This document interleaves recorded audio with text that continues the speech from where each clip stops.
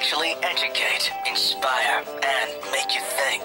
The future is now. Topics and music that affect your life from Universal Broadcasting Network. Tune in at ubnradio.com.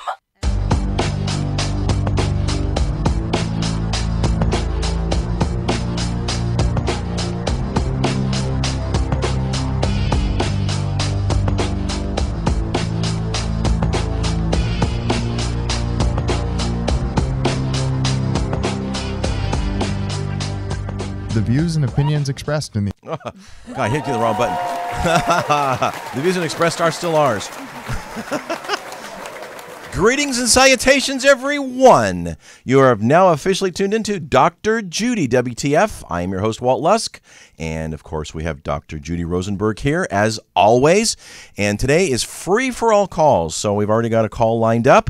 Any call and question you like to ask, we will put you on air and on the couch with Dr. Judy and see if we can address your emotional ouch. And you can catch us on Stitcher, iTunes, iHeartRadio, and, of course, here at UBN Radio and YouTube. And the number is area code 323-843-2826. That's 323-843-2826. And if you're calling internationally, you can call us on Skype at UBN, which is Universal Broadcasting Network, UBN Radio number 2. And if you've actually perused, read, looked at, or have Dr. Judy's book, we would really appreciate it if you go on Amazon and give her a review, because we're trying to boost that, and it would help everybody tremendously. And if you have seen her, had interfaces with her, and if you can hear her voice, if you go to Yelp here in the United States and the Beverly Hills office, because you have one in Sherman Oaks, and give a review on Yelp, that would be really, really helpful and really appreciated. And also my staff. And also, really if you've seen your means a lot staff, you to can obviously everybody on staff. put a review on them as well, of course. Yes, really, yeah. very much appreciated. Yeah, thanks. So, again, you wanted to say a little bit about the mind map before we dove in real quick? Yes, I do. We have a plethora, as you like to say, of questions. And so I'm going to be answering these questions from the audience, email, and YouTube. Yes. I'm going to look at the questions through the lens of the mind map, which is an encode, decode, recode system based on past, the chaos of the present, and the morph into the future. So if you would be so kind to put that up. Tell me when there you it's go. up there. And those of Thank you listening, you can catch it on drjudywtf.com. So the mind map is divided into 9 bite-sized pieces of psycho information, and the top 3 panels, I like to call them panels, represent the wounds of the past. That would be panel 1, and how people react to those wounds, and then how they encode it into what I refer to as negative core beliefs. That's your self-esteem department. And what happens in life is people trip up this lever of panel 3, the negative core belief, and then people go on a ride, which I like to call the WTF, or the what the Freud. And this ride ends up in chaos, defenses, and breakdowns. And so usually what happens in terms of symptoms is symptoms are born in panel 1, and then they kind of hatch in panel 5, which is where they get very strong and defensive and rooted in. And then the purpose of the therapy is to reboot the system and take out the psychological poison, if you will, and allow the person to go through a healing process that involves expression, not repression, so that they can flow again, emotionally have a flow of positive, healthy emotions. So that's the mind map system, and that's the lens through which I'm going to answer these questions. And I know we have a caller, so go ahead. One more thing, it is actually a system. It's not a technique. Not to take anything away from other therapists or therapy techniques, but this is actually a system that walks you through it. And some have called it speed therapy, because really within 10 sessions, plus or minus, usually maybe 10 or 12, you're done. You are now able to, you've addressed your core belief, and you're able to think like a shrink. And Dr. Judy's just, she gets bored easy, no offense, but She's on to the next I don't patient. like to keep people in therapy endlessly. I don't think it's ethical. I don't think it's fair. So let's just hit it right where it belongs, which is at the causal level. And so in 10 sessions, I think that people can make a lot of therapeutic progress, and it's psychoeducational in nature, so you will learn a lot. And as you all know, I do teletherapy, and then we have 2 offices, Sherman Oaks, Beverly Hills. So I know we have a caller. We do, and so waiting. after the 10 sessions, you can come back anytime you want, as Dr. Judy says, for a checkup from the neck up. So thanks for calling, and thanks for holding. You're on the couch with Dr. Judy and Wald. Can you hear us? Hello. There you go. Hi. Yes. Can you hear me? Hi. Yes, we can. Good evening. Thank you both for taking my call. Well, It's so thanks for nice calling. to speak with you. Of course. Okay, Dr. Judy, the mind map. I really love the idea and the structure and the graphics, but I have a major block with getting it. Okay. So I have several different areas that I would really like to use it for. Okay. So maybe if I give you this example, then you can give me an idea of how it would work. Yeah, of course. So the question, go ahead. The question that I have, is it okay? Yeah, because we're going to apply it to your question. We're Go going to apply the mind map to your for it. question. Go ahead. for it. Excellent. Okay, I want to make sure that I ask you the right way. Okay. Okay, so if I am, I've had several occasions where a person has, well, as an adult, a person may perpetrate against me. Okay. I know that they're lying. I know that they are trying to scheme, and it's very clear and obvious to me what they're doing. Mm-hmm. But I almost feel bad for them because it seems like I know they're going to lose, and it's almost embarrassing. And then once they fail in that situation, something happens where they turn against me, and then they're angry at me. So I'm not sure if this is something that I'm projecting, or if this comes from my shutting down from in my past when I've had, as a child when things have happened. Okay. Okay, I'm good. Thank you. Okay. So first of all, the first question is, what is that person doing in your life? Because from the sound of it, doesn't sound like that person is bringing you a lot of light, so to speak. Is that correct? Well, I have found it to happen with many people. Okay. It's just something, for some reason, that I attract. Mm-hmm. People who see me as being gullible, okay. Which I am far from, and I don't know if that's just something that a facade that I use to cover up, mm-hmm. And as a defense mechanism. Okay. And what do they gain from you? Okay, so a few questions. Number one, what do they gain from you? Mm-hmm. And I know you feel sorry for them, but does that sorry turn into you're giving more than you're receiving? Yes, I always give more than I receive, which I'm working on. Okay. And, I am dealing with the whole codependency thing. So. Okay. And maybe people pleasing. Mm-hmm. Yes. Okay, so let's mind map this thing, okay? Great. Okay, great. So panel 1, there are 5 wounds of childhood. There's physical abuse, emotional abuse, sexual abuse, neglect, and smothering. Can you identify with any one of those wounds? All except smothering. All except smothering. Okay, so that to me, if we're thinking like a shrink now, means that there's been a boundary violation. Okay, so right from the get-go, from the causal level, there's been a puncturing of the boundaries. Okay, does that make sense to you? Yes. Okay, so for whatever reason, the system, the mother-infant connection, the father-infant connection, started off with a system gone wrong, which then allowed for you to entertain people who are going to be takers. And usually this comes about when mother is giving less than she's receiving from the child. So it's sort of like a reversal of the system where the mother is using the child or the father is using the child to feed their own supply, their own emotional supply. So it's almost like you're primed for the pump, so to speak. Okay, does that make sense? Mm-hmm.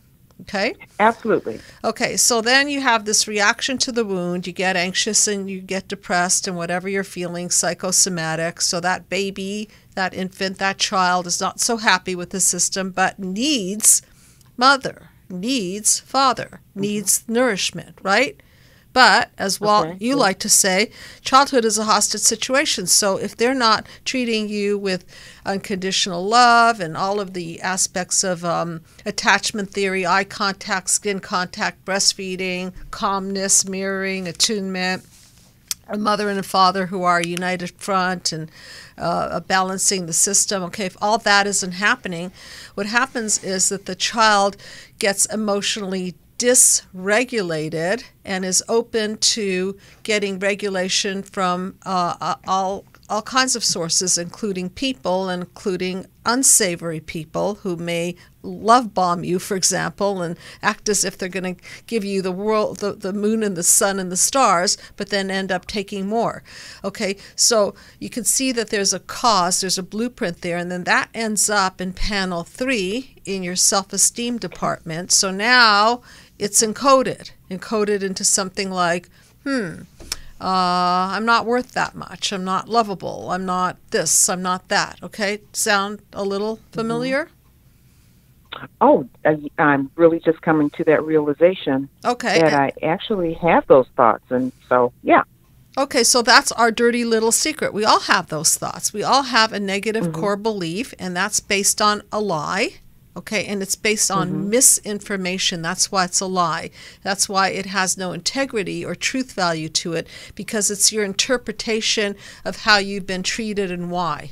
So if mom neglected you, if dad yelled at you, name called you, then you interpret the world through the eyes of your parents, and then you end up with this nasty core belief, which is the fish hook, so to speak. I'll just call it that for now, okay?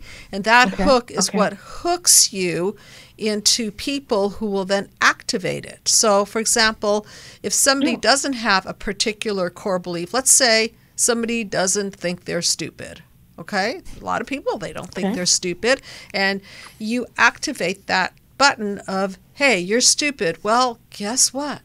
Nothing's going to trigger.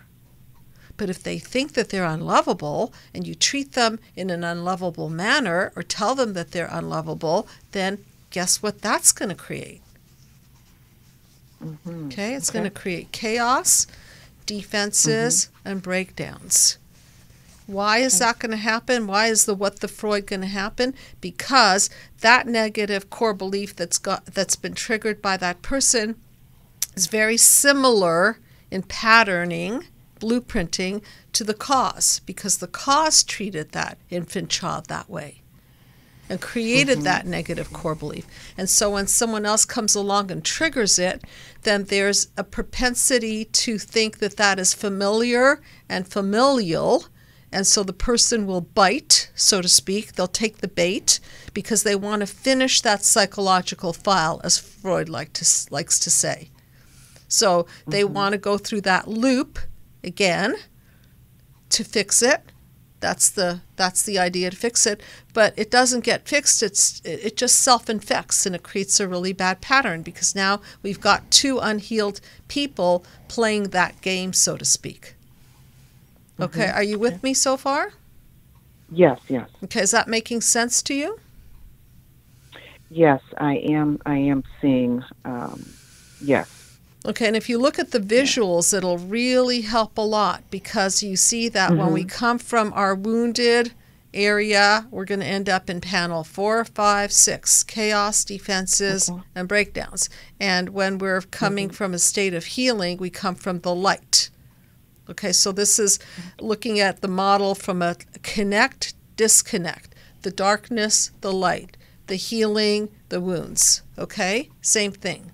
And so anytime we tap into the healing, we're going to come out with panel 7, 8, 9, which is synergy, interconnection, which is the opposite of being vampired, which is the opposite of what you're feeling, okay? Because then you're going to attract people, or you're going to, let's put it this way, you're only going to accept people who add to you, okay?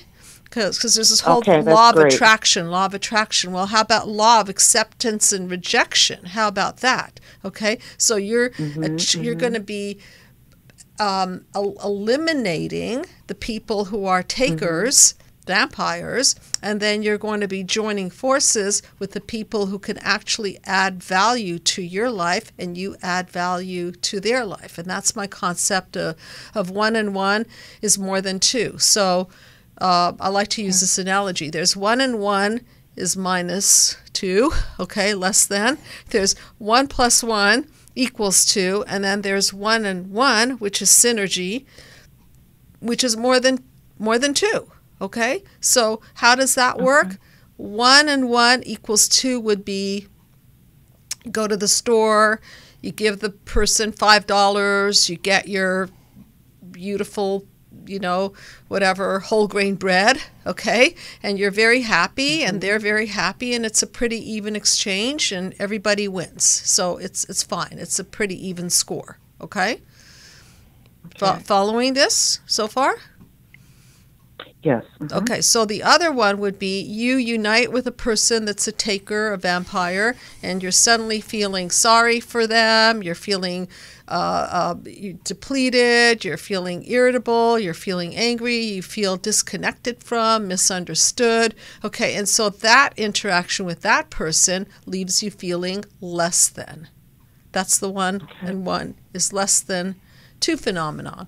And the 1 and 1 is greater than 2 or 3, let's just call it, is where you meet a person, let's say, and that person and you create synergy, and you're sharing and caring with each other. You're creating light. You're being creative together. Let's say you're giving to each other, and this each other act of giving is actually enhancing the both of you and is creating even more light than the light that you had before the interaction, and even enough light to share with other people. Okay, making sense? Yes, but I do have a question. Okay. I'm kind of stuck back here at 3. Okay. And as you're talking about the 1 and 1, that's kind of an attraction. You were speaking about the law of attraction, right? I was speaking this about the hook that law you're of talking- eliminating people who are not that. Okay? Eliminating people who are not that. Okay, so go ahead and ask your question, and then I know we are going to move on I know to you have other people. Okay, so go ahead. Okay, but am I attracting people right now who do not reciprocate towards me in my people pleasing? Yeah, you're accepting them because they're familiar. I'm accepting. You're accepting them. Okay. Okay, so maybe you're attracting them, I don't know, but you're definitely you are attracting them because they're probably testing you to see if they're going to get something out of you. So somebody who's inclined to be a taker and a vampire will test you and say, this is delicious narcissistic supply for me. Ooh, I think I'll take a bite. So then you're allowing for it. Okay, you're allowing for it. Does that make sense? Absolutely. Okay. Well, thank you so much, and I will definitely be looking forward to ordering your book tonight. Okay, my extreme pleasure. Thank you for calling in. Thank you. God Good bless. evening. Bye-bye. Good night. So we're also going to shrink a tune, so stay tuned for that. And again, if you want to be on the show, we had a couple of people that kind of blitzed in and out. You can call us at area code 323-843-2826. I had one cool comment that came in real quick from. And we're going to answer some of the questions of the we're going to get a call right here. But write-ins. the comment was, "I'm obviously not alone. This is mind-boggling." And we have another caller. Hey, thanks for calling, and you're on the couch with Dr. Judy and Walt. And your name? Dale. Hey, Dale. Where are you calling from? Calling from Washington State. Washington State. Well, welcome aboard. Thanks for calling, and you're on the couch with Dr. Judy. Hi, Dale. Oh. Thanks for calling in. Hi. I was listening to the other caller talk about the chart and everything, and my wife and I have been watching you, and I have come from a narcissistic, dysfunctional family that had many kids, and I think I went from a golden to a Scapegoat? Scapegoat. Okay. But my whole life we were all accomplished, talented, high grades and all that image thing, but deep down back in the family it was hell. And we've got a hero, we've got a scapegoat, we've got a golden child, we've got a lost child. Wow, you've been doing your homework. You've been watching a few of our shows. Sure but what I took from this whole thing and your chart, and I think it's phenomenal what you're doing. I really do. Because a light switch turned on. It's like all these years in your life, you say, why can't I feel whole? Why can't I feel happy? And why do I always feel this need for approval from a parent who was always constantly being critical? And so you strive and strive. And the more successful you got, the more jealous they got, and the more they criticized. And it just got to the point where, after they died, I thought, well, okay, I'm still hurting, and I still have that emptiness and that angry side. And I started watching your shows, and I started trying to figure out your chart. And I realized that first 3 levels is just establishing, like you said, clean out the wound, see it, recognize it, clean it, or that's what caused your pain, and that's what's going on with you. That's right. And then when you got to the second level, your wound is causing all these problems in your life, either with relationships because you're running into the wrong people and they're doing the same thing to you that wounded you originally, and you don't know what's going on, and you're still in this lost feeling. And then the third level is when you finally, now you can say, let's go back and see what caused this. It wasn't you. It wasn't your fault. You're not guilty. It was from a wounded parent who probably had a wounded grandparent. That's multi-generational. Yeah. And once you realize that, it's like, click. Hey, wait a minute, it's not you. And when that happened to me watching your shows, it was like a light switch went on. The aha moment. I became a whole person again. My wife and I said, this is amazing. We weren't yelling at each other. We were communicating. We were answering normally. We were having this wonderful time. It's been just a transformation that is life-changing. That's like you said, being an enlightened person. I thought, holy, this is amazing.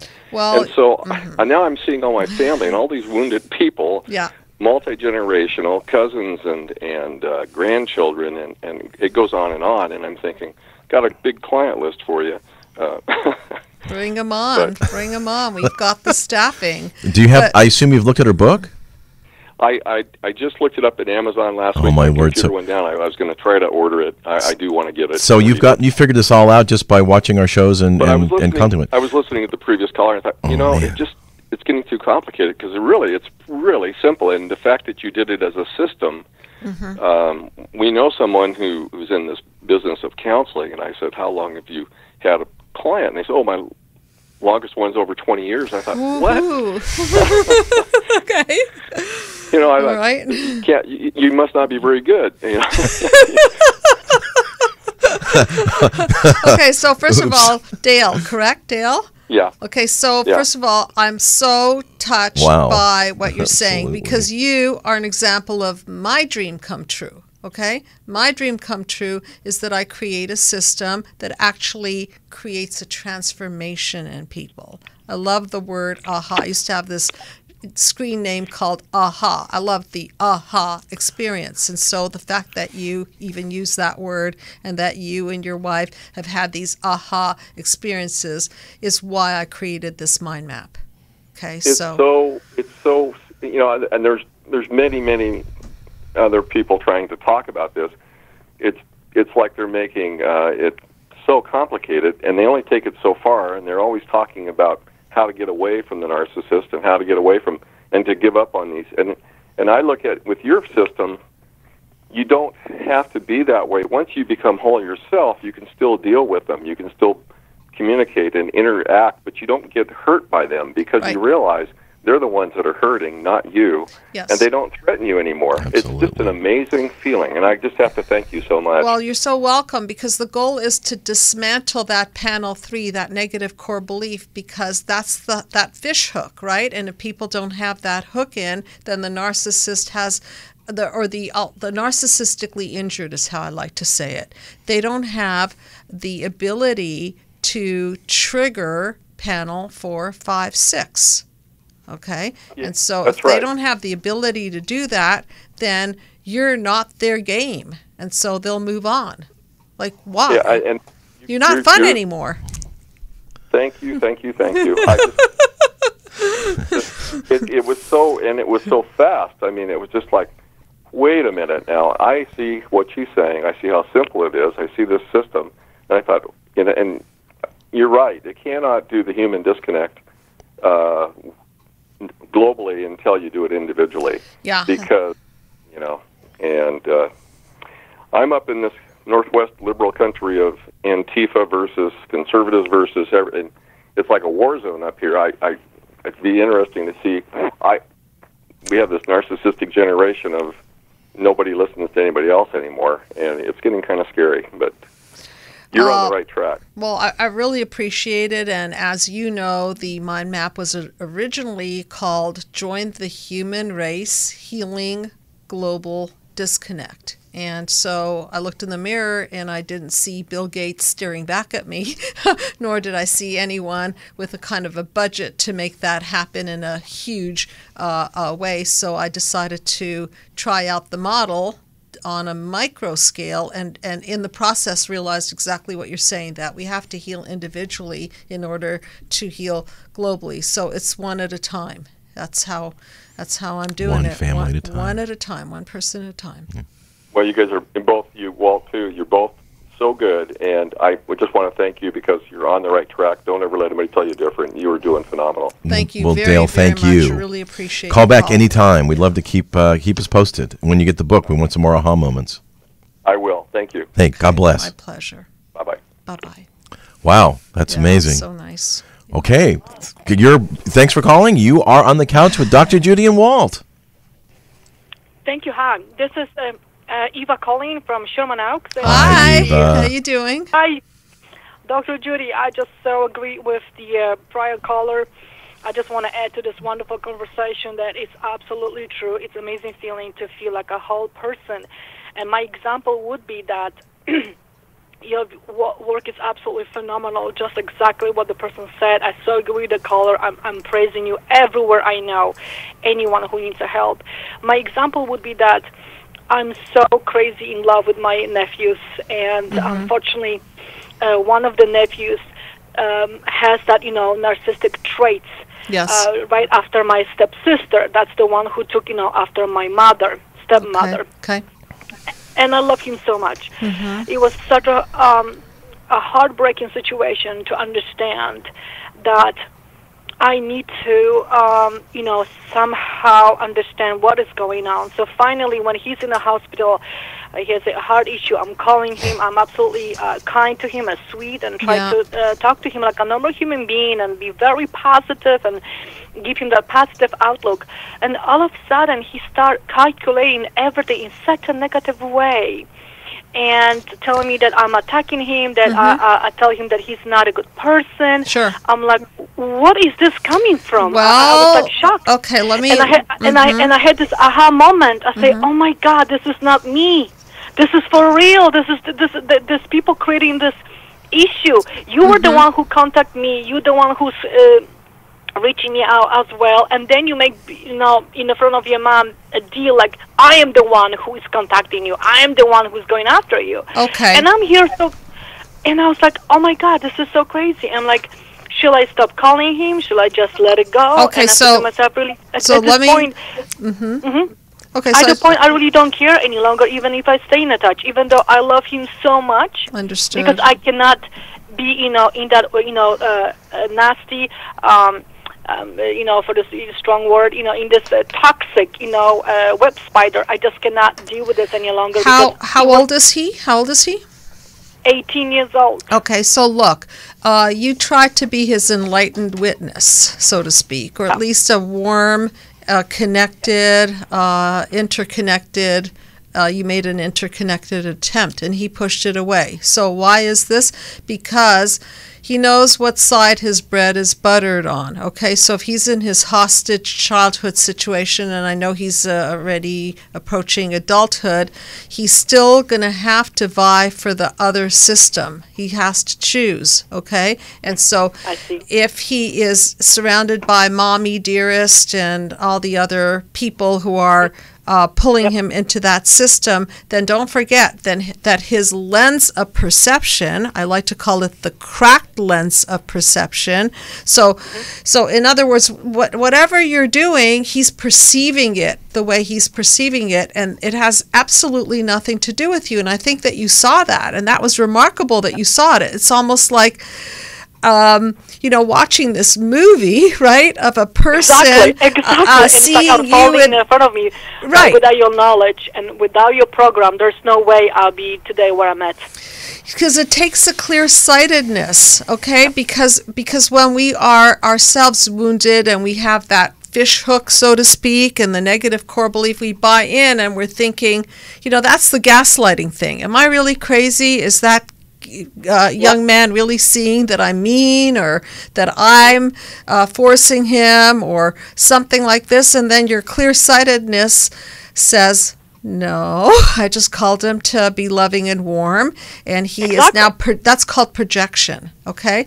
That's called projection, and the fact is that you're not identifying with the projection, so you're seeing the poison, you're identifying the poison, but you're not identifying with the poison, and that's because of the work that you've done. Okay, so you're no longer going down the drain. You could just see it and step back and say, this is sad, and maybe one day you'll preserve yourself for him to come back to when he's ready, and when he's not in that toxic system and he's not being your sister's or somebody's flying monkey that's now been trained to hate you and attack you, and you just wait and see what happens. And he's young, so you never know, okay? Yeah, and I feel sad, of course, because, he's my nephew. I love him dearly. And I know. Just wait. Just do what you're doing. See what you're seeing. Trust what you're seeing. And congratulations that you didn't go down the rabbit hole of that one. No, so not this time. I just cannot do this any longer. No. As much as I love him, I cannot do that. Okay, so Eva, thank you Good as for you, always for calling in. I love you guys. I love you too. And everywhere, just like the other callers. We just love you guys. We love your work. Thank you so much for everything. And I'm just going to keep spread the great message about you. And keep the faith. So wonderful of you, and we really, really appreciate it. Thank you again, as always. And thank you, Walt. My pleasure. Anytime. God bless. Bye-bye. God bless. Bye-bye. Okay. Bye-bye. Thank you. Okay. Well, we have our first question from YouTube, and that is, I wanted to ask both of us. This is me too. Yeah. Is there a genetic shrink too? Is there a genetic component to the to narcissistic personality disorder? Is it inevitable that the narc gene was predisposed, and my kids are doomed as the gene is prevalent on both sides of my family as well as on their dad's side?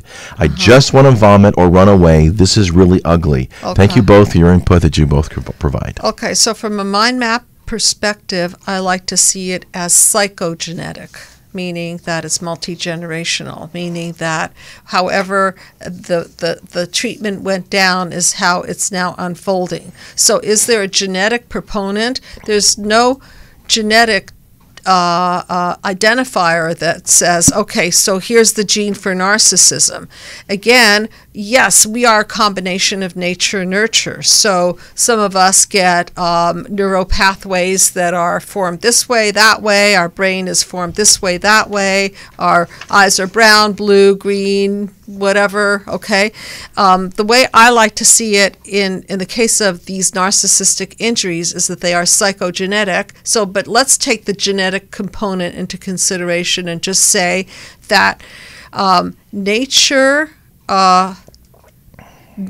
sets up the issue, and then nurture. Okay, nature loads the gun, so to speak, okay? Yep. And then this is a quote that I'm remembering. It's in my book. I think it's by Mehmet Oz. Nature loads the gun, and nurture pulls the trigger. Or I should say lack of nurture pulls the trigger. Okay, so if there's a genetic propensity for anything, let's say you have a genetic propensity for diabetes, okay? But you never eat sugar, you watch your carbs, you exercise, you live a pretty clean life, well, it's just not going to manifest. Okay, on the other hand, if you have a strong genetic propensity toward diabetes, and then you load it, okay, you load it with the nurture part or the not so nurturing part, and eat the sugar and the carbs, and you don't exercise, then don't be surprised that it manifests. So it's always this interplay between nature and nurture. In the case of system gone wrong, I tend to lean more on the The nurture part, obviously, because I'm a psychologist, number one, I tend to see things that way.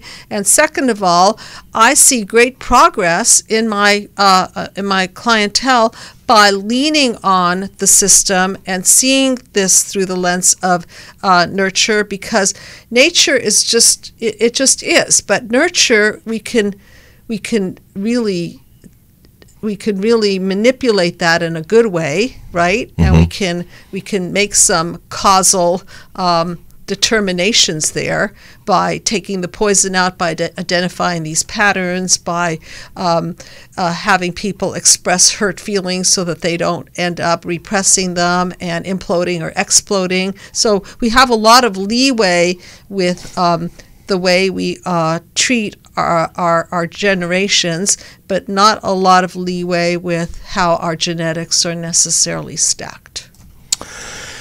All righty. And that answers that question. Hope it does. It was fabulous. Here's a quick comment. Thanks, Dr. Judy and Walt, for another insightful show. I learned so much from all of them. You both really are improving our emotional literacy. Thank you. And the point of this is to psychoeducate. Okay, it's not just to analyze or let you express your feelings, but we do want you to think like a shrink, because the point of the mind map therapy is to create a system whereby you can become clear thinkers, clear seers, and therefore you can process your own feelings eventually and become independent of your therapy, of your therapist. That's the goal, is not to be in therapy for 20 years, but exactly. Think like a shrink and be independent. Sure. The next question comes from a lady who says, my 60-year-old sister is both a BPD, a borderline, and a narcissist. The question is the fear of abandonment the same in both these disorders? Well, I think that with BPD, the underlying is the fear of abandonment. And again, we're using this as labels. I know these labels live in the DSM, but what BPD is another system gone wrong. What NPD is another system gone wrong. And in the case of BPD, the boundaries are really, really loose, and too much poison comes in. In the case of NPD, there's a lack of empathy because the membrane, if you look at panel number 5, if you could put it up there for a moment, panel number 5, the NPD has been hurt so badly, so has the BPD, but the NPD has been hurt so badly, they've now cauterized their feelings. Ooh. Okay, so they have empathy for themselves. They hurt for themselves. What they're not able to do very well at all is feel for other people. They don't know how to put themselves in another person's shoes because they've been injured that way. Their parents weren't able to empathize with them, so they never got the emotional goodies. So they have that hole in the soul, so to speak. Okay, and so they need to feed that hole in the soul, whereas the BPD has abandonment issues. That's why the BPD and the NPD go well together, because the BPD has abandonment issues, and then the NPD can control that BPD. Narcissists, they can control their own supply by triggering abandonment in the BPD, and then the BPD will desperately try to come back and fulfill on the NPD's needs, and then and this is just a very, very chaotic game. It ends up in a lot of chaos, defenses, and breakdowns. Yeah, but the internal, the internal structure is a little bit different. So the NPD is lacking in empathy, okay, and the BPD is very emotionally dysregulated. There's a lot of up and down and a lot of lack of definition of self, whereas the narcissist is a little bit more hardened. The shell is more hardened, and they have a self. It's just that it's a false self. So they've self-defined, but it's a fake self, and they're always worried that people will crack that shell and see who they really are, and so they will hold their emotions close to their vest. Yes, and do everything they can to make sure their emotions are close to their vest without even exposing their vest. I think we have one more question. Okay. Does anyone ever feel sorry for their mother? My mother was a narcissist and put me through hell, and yet I feel sorry for her.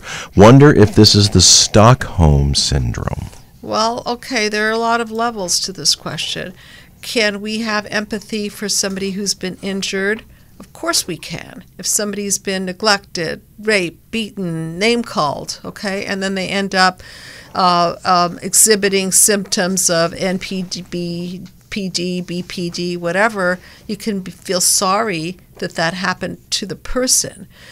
However, when the person starts behaving in ways that are harmful to others, as you can tell by our listeners and our comments, it's really hard to feel sorry for people who are treating you in a demeaning, devaluing, and destroying way. So I think that maybe best thing you could do is understand it through your mind, but stay away if it's harmful to you. So just because you empathize or just because you feel sorry for it doesn't mean you have to engage with that person. Or you engage, we've been through this many times, right? Well, contact versus no contact, yes. And so on. And there are many people who have to cut contact because the contact is so injurious to their well-being yes. that they're imploding with such pain that they are just better off setting those boundaries. And then there are other people who can mitigate it and just say, okay, I'll just have dinner with my mom or dad.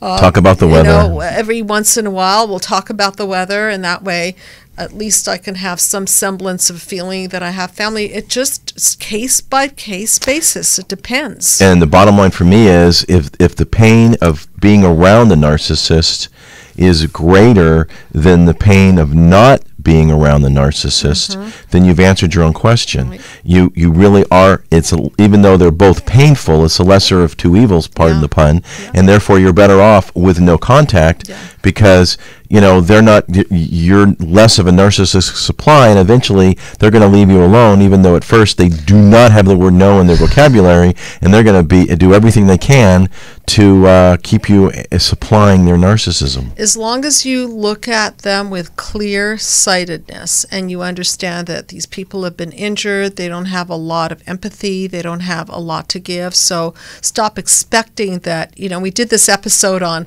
narcissism and death. Yeah, late last year. And I just loved what you said, Walt, when you said, don't hold your breath. Okay, so you think that narcissistic shell is going to crack at the end of their life, and they're going to say, oh, I'm so sorry that I hurt your feelings. I'm so sorry that I beat you and molested you, and on and on. Well, don't hold your breath. Many times it continues beyond the grave. You've got the flying monkeys, and we're probably going to do a show here down the road on flying monkeys. Obviously, the phrase is from The Wizard of Oz, and it perpetuates even though mom or dad is gone. Right. And so another comment, I know this question wasn't directly asked, but why is it, I'm asking you guys to think for a second like a shrink, why is it that even after your parents are dead and gone, you still have these negative thoughts and negative core beliefs in your head? And they keep playing like a broken record, even though your parents are dead and gone. Okay, so Walt, why do you think? You be the audience. Well, the issue is that we're so ingrained, and it's been around us our whole life. That's all we know. Correct. I mean, it's like if I ask the question, does money grow on? And everybody's going to say trees, right? Yes. It's because we've all heard the phrase, we've all been ingrained in it, and so therefore it's just a natural response. Okay, so the simple languaging that I like to use is that psychovirus has already penetrated, and so that message has already become a part of the core of the person's being. Absolutely. And so who do we believe most of all? We look to our parents to self-define. It's an outside-in model, and our parents are going to give us a lot of information about ourselves, and we buy it. Of course we buy it because they're our God, they're our parents, they're our source. So that's why it continues, is because as infants we're permeable, and this permeable membrane is supposed to soak in these impressions. And so once they're soaked in, they're not just they're not just flushed out just because your parents have now moved on to another We world. are out of time, but we're going to squeeze this one. Hey, thanks for calling. We are really out of time, but we're going to get you in. Can you pose your question really quick? I can. So I am using the mind map, and I am stuck in chaos and defenses, and I do not know how to move past it. Okay, are you reading the book? Yes, ma'am. Okay. And your name? Are you in therapy with one of the people on staff or no? No, ma'am. Okay. And what's your name? Kristen. Kristen, thanks for calling. Okay, yeah, thank you, Kristen. Okay, so tell me quickly, you're stuck in panel number chaos and defenses, correct? Yes. And where do you want to be? Unstuck, I'm sure, of course, but go ahead. I think I would be in healing. Okay, so in order to get unstuck from this chaos and defenses, you have to go through panel number 6, which is where the rubber meets the road. Those are the truth dialogues, okay? Those are where you make a list of the truth of what you feel and why you feel it and who done it. So who's the cause? And through, you're using the book, so you could definitely make that list, because in the book I talk about a case study where the daughter makes a list of her painful experience with her mother, and then she writes this out and she speaks her truth. So obviously it's very, very impactful when you do it with a therapist, a human being, because then that therapist becomes your proxy mother through which you can process these feelings, okay? So the mind map is as stated in the book, it's an intellectual exercise, and then it gives you an example of the emotional process that case studies have gone through. So maybe at some time, and I'm telling you, we have an amazing staff of people, and we have people who work on a sliding scale fee, so don't be shy about calling and requesting a therapist at an affordable fee that you can afford, and let them, so to speak, help you let out this psychological poison, because it's not just an intellectual exercise. You have to tap into those ugly, dirty, poisonous feelings, so to speak, okay? And you've got to release them so that you're not imploding or exploding. But or unloading. Right, you're unloading, and you're not doing a what the Freud and a repeat of the pattern. You're not just sticking with your defense mechanisms, because this is what people avoid. They want to avoid the truth, so they'd rather go into panel 5, drug, sex, rock, and roll. Let's drink a little more. Let's eat a little more. But I don't want to know the truth. I don't want to talk about my mother. I don't want to talk about my father. And again, this is not a blame model or a shame model. It's simply a system for releasing the toxins, the emotional toxins, that all parents on some level leave their children with. We don't get out of childhood unscathed. You get alive, but not unscathed. And the thing is, I have a couple of friends who felt they really had read the book, they watched the shows, and they felt they were, an expert on this. Then they got in therapy, and oh my goodness, it was an entirely different perspective, because someone's looking at you from the outside and can point out your blind spots. And not only that, what is this whole system about? It's about healing human disconnect. So what's the opposite of disconnect? Is connect. So if you connect with somebody who knows what they're doing, if you connect with somebody who has empathy and knowledge, then the disconnect is now connected with another human being, and they can, so to speak, help you give birth to all this pain. I like to call it an emotional exorcism in some cases, okay? And so, I really encourage you to pick up the phone, call me. I'll put you in touch with the staff member that I think will suit your psychological needs, your financial budget, all of that. We won't make it so horrible for you so that you can't do it, and let them just do their work because they're good at it. And one They've thing been trained by me. And one thing Dr. Judy does that a lot of us don't is maybe you can only meet like talk to Dr. Judy or a therapist once a month or once every other week. Yeah. Okay? Doesn't have to be every week. I mean, if your budget allows, maybe you can do it a couple times a month. So be it. Better you give, invest in yourself a couple times a month than not at all. Okay, Yeah. so do you understand people get stuck in panel 4 and 5 because they're afraid of panel 6. They're afraid to let out that poison because they've never had that encouragement, if you will, or the permission to really tell the truth. And in the mind map system, you really tell some very deep and sometimes not so pretty truths. So does that answer why you're stuck? Yes, 100%. You are so correct. Y'all are amazing. Well, thank thanks you, for and calling. I really appreciate your questions. Great question. Being a part. Call back. Yes, thank you so much. You're welcome. God bless. You're welcome. Bye. Bye-bye. Okay, bye-bye. Okay, we're now going to do our song. And we've got to a few of the songs from YouTube, so I guess we're going to do this again next month. Okay. So this one's by Christina Perri, and it's called Jar of Hearts. I love the name. Yeah, and so I'm going to be I'm going to read the lyrics, and Dr. Judy is going to interpret the song. I know I can't take one more step towards you, 'cause all that's waiting is regret. Don't you know I'm not a ghost anymore? You lost the love I loved the most. I learned to live half alive, and now you want more of me. Now you want me one more time. Yeah, now you know what me more time. So it sounds like this person has done a little mind map therapy. Oh, Christina Perri, I will have to thank you for your insights here. Okay, so I know I can't take one more step toward you, so the person knows that it's not safe to merge with this other person, and so they're kind of understanding that they don't want to be sucked dry and become a ghost any longer. They don't want to be vampired out. No. And so even though this person got like half of them because they're only half alive, the person is noticing, so you're going to keep doing this, aren't you? You want me one more time, don't you?